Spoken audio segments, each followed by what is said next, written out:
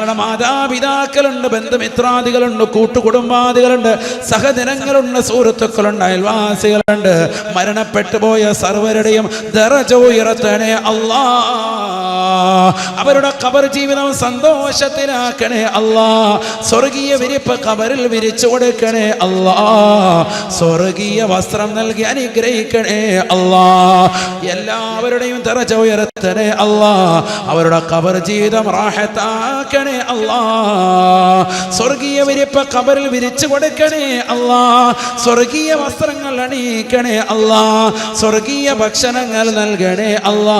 സ്വർഗീയ പാനീയങ്ങൾ പാനം ചെയ്യാനുള്ള തൗഫീഖ് നൽകണേ അല്ലാ.